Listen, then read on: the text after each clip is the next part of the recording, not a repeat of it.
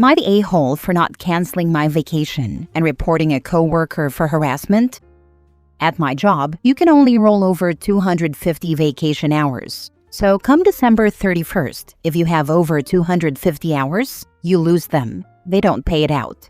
Every year, my husband and I take several longish, 10 to 11 days, scheduled vacations, visiting a relative in Florida, a family reunion wherever it's being hosted, an anniversary trip each fall, etc. I always end up having over 250 hours even though we take those trips. I usually take between the 15th and 18th of December through the 5th or 6th of January off. I have been doing this for 9 years, and it's approved. The company hired Haley in October. She has made it clear that her son is her life. That's well and fine. I don't care one way or another. Haley came to my desk on Monday and asked me if I would reconsider my time off in December. When I asked why, she said that she had requested some time off to travel with her son for the holidays to see her family, but it was denied because I'm off. I just said, "No, sorry," and turned back around. That afternoon, Haley sent me an email with an itemized timeline of all the time off I had taken this year. Our team has a shared calendar so we can know when the others are out of office, and asked me to please reconsider, and she CC'd our boss.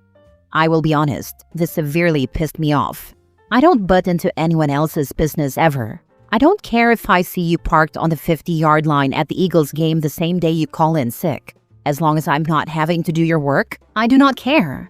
I emailed back immediately, saying that I don't appreciate her combing through my vacation time, and that my answer was still no, and I did not want to discuss the matter further.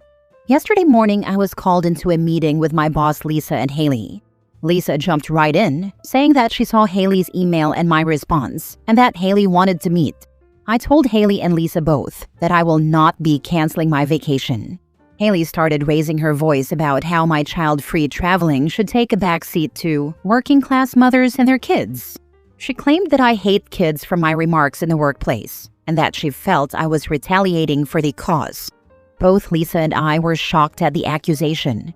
I am child-free by choice. My husband and I have lots of nieces and nephews, as well as godchildren, and we are happy. We do not hate kids. Lisa knows this as well. We have worked together for about 15 years. I told Haley that she was making a false accusation and that this was now an HR matter.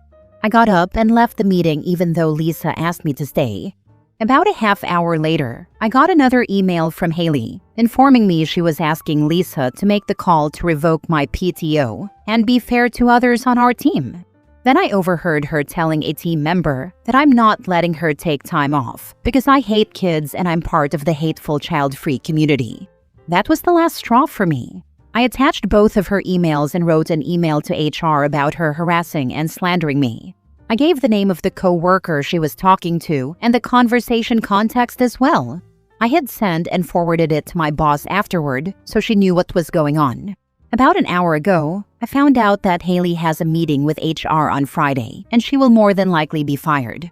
The coworker she complained to told me that he felt I overreacted and that she was just venting about finding childcare for the holidays because of work, and that I should have sat down to talk about it more.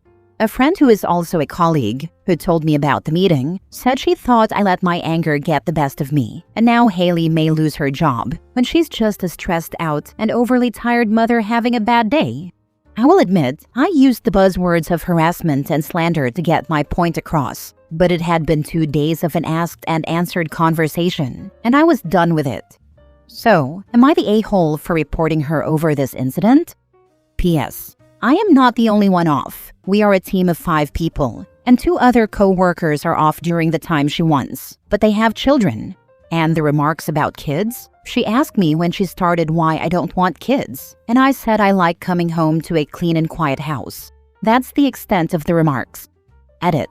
I am in the US Midwest, and my company is huge on work-life balance due to burnout in our field.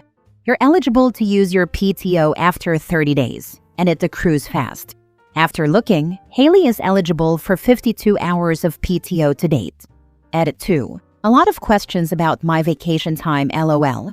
During COVID, my company allowed us all to roll over all PTO from 2020 to 2022 because of the no travel stuff happening. In 2023, they moved the bar from 150 hours, 4-ish weeks, up to 250, 6-ish weeks rollover because a lot of people complained about losing a lot of time when they didn't travel. You were not required to bank your time. Some people took theirs and traveled. We took the pandemic seriously and did not travel at all in 2020 to mid-2021. And then we stayed home most of the first half of 2022 as well and started traveling again in October 2022. So I banked my 250, and because I'm still accruing, I have a lot of hours built up. We do snow activities that are free in the winter, so we barely travel, and we don't start traveling until May of each year. And by that time, I've accrued more time. Hope this helps. Now for the top comments. Not the a-hole. That is not venting. That is creating a hostile work environment. Tell the coworker they could have volunteered to cover for the new person. And having only started in October, perhaps she should have been working as opposed to playing private investigator with OP's calendar and emailing and chatting about her own woe is me circumstances on December 1st. Haley probably thought her motherhood status was sacred and would take priority over everyone else. Sounds like she was in her probationary period, so kicking her to the curb won't be too hard. Not the a-hole. She started it and escalated it. You just matched her energy. Just because you are child-free doesn't mean people with children are more entitled to your vacation days. You did not overreact. Not that she even asked, but we have plans as well. My mother-in-law passed away earlier this year, and I am surprising my husband with a 5-day tropical getaway for New Year's Eve, so he isn't so down. She doesn't need to know that. She should have been an adult and accepted your no. All of your co-workers who think you overreacted are lying. They know full well they would not allow someone to harass and slander them. I don't think you used buzzwords. I think you used the correct words, and words matter. You did the right thing. If she is fired, it will be because of her own behavior, not because of you. I'm sorry about your mother-in-law. I hope the family is able to celebrate this year and remember her fondly. Unless she wasn't a nice person, but I don't get that vibe. Thank you for the well wishes. No one else on my team has ever had an issue. I'm not the kind of a-hole who throws around the fact that I've been there 15 years. I don't care. But I also do things like work holidays I don't care about, or travel for like July 4th, Valentine's Day. It's big in my office for some reason, LOL, Labor Day. I'm not even an overly huge Christmas person. I just like to recharge and start the new year fresh after a long year of working. And the other 3 people on our team have never had an issue with it. Next story. Am I the a-hole for insisting it shouldn't be my job to take care of my mom? My parents broke up when I, 17 male, was 4. My dad stuck around for a couple of years inconsistently before he met someone else and moved away so he could marry her and start a family. After that, it was me and my mom and whatever guy she was seeing at the time, and my mom dated a lot. None of them were good guys. Some used to beat her. Most beat me. Some stole from us. Or they did drugs and got arrested at our house in the middle of the night. Every time another relationship broke down, she fell apart a little more. And she relied on me more to be the man of the house and the adult. My mom's parents and siblings always expected me to be there for her and to appreciate her staying, even if she was a mess who didn't take care of me. It was expected I'd take care of her for being my mom and staying. Anytime I went to them for help or for a supportive adult, I was turned away or told I shouldn't complain when my mom actually stuck around. There were times my mom was so bad after a breakup, she wouldn't leave her bed or room for weeks, and I had to spoon-feed her several times. There were times I had a crap beaten out of me by one of her boyfriends, and I still had to make sure she was cared for. My mom always expected me to be happy with all the random guys going around our house. A few times some complained about me ignoring them, and she'd start to cry into my face. Then she'd cry and tell me to say I forgave her when they physically attacked me. She even took a couple of guys back who abused me. She did the same when they abused her. More than she cared about anything or anyone, she wanted to be with someone and would let them do whatever if it meant being in a relationship.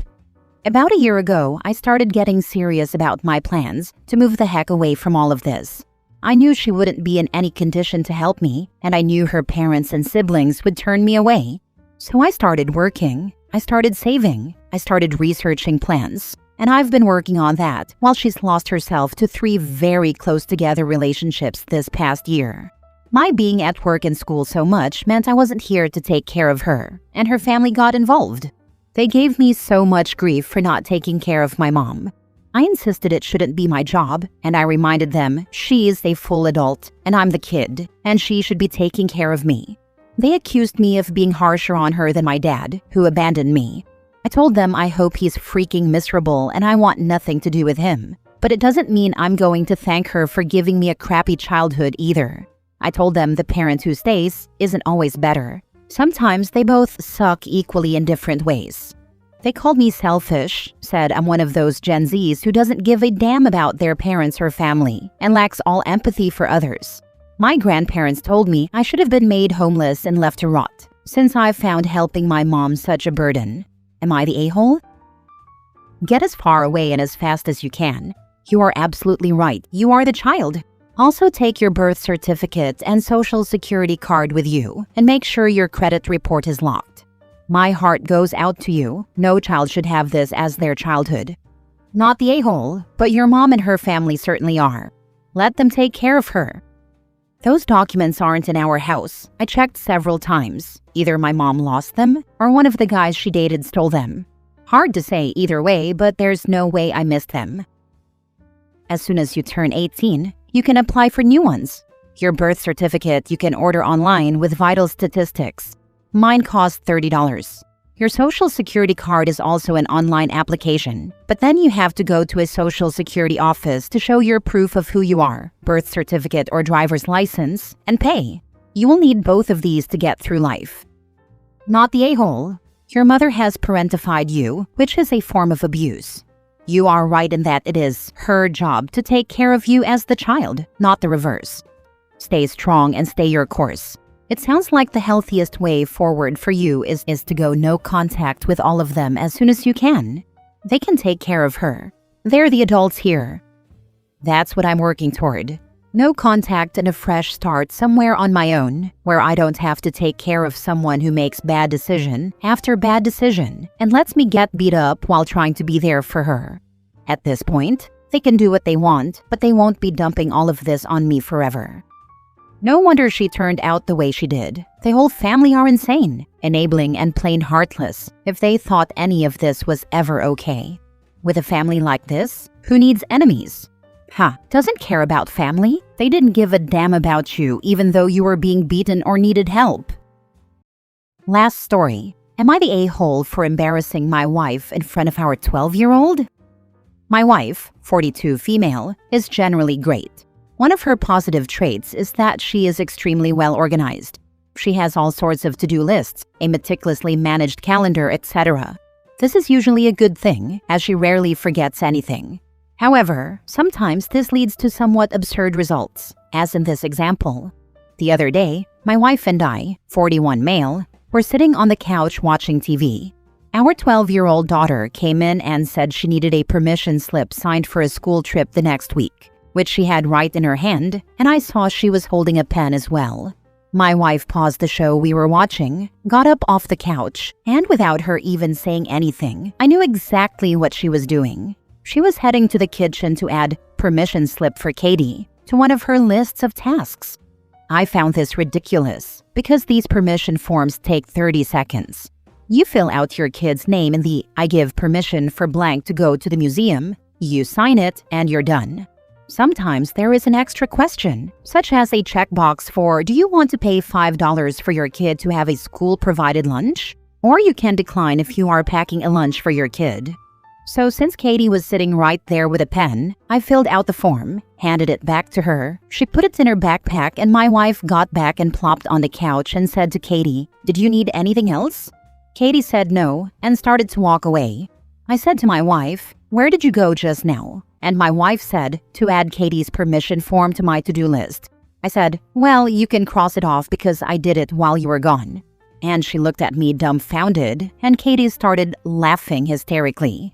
I told my wife that I appreciated her organizational skills, but sometimes it's just easier to take care of things in the moment, and this was one of those times. Katie had the form ready. She had a pen. In the time it took my wife to add this task to her list, it was already done. I said that the alternative was, at some point in the future, my wife was going to see this task on her list, yell for Katie. Katie would come running. My wife would tell her to go get the form. Katie would run back to her room to get the form out of her backpack, etc. Why bother with all of that when we can just take care of it right there? My wife agreed with my logic, but was mad because she said I embarrassed her in front of Katie. I wasn't trying to embarrass her. If anything, she embarrassed herself by trotting off to another room to add an item to her to-do list that she could have completed in less time by just staying where she was. Sounds like she's just caught in her routine. I don't think you were trying to embarrass her. Maybe she felt embarrassed as she didn't see the easy solution right in front of her. It's really not a big deal and shouldn't be cause for upset. Not the a-hole. I actually think that it was a good thing that it happened that way. It shook her out of her routine or rut a little, and she probably needed that. Yes, she was a little embarrassed, but she maybe needed to be a little embarrassed that she has gone so far in her quest for organization that she misses that sort of thing. I am guessing you and your kid both benefit greatly from your wife being so organized. Do you carry half of the organizational load in your household? If not, I would start and also heap great praise upon your wife. Side note, signing a permission slip is not all that's needed. The field trip needs to go on the calendar and any details needed for that day need to be planned. Different wardrobe or lunch money needed. Is pickup or bus route the same? Does your kid need anything prepped for the trip, etc.? And a parent needs to remember to follow up on all of that. Did you have all that planning and execution covered as well? If so, great. If not, she's 12, not 7. They're going to a museum for a portion of the day. Nothing changes in terms of the pickup and drop-off routine for any of their field trips at this school.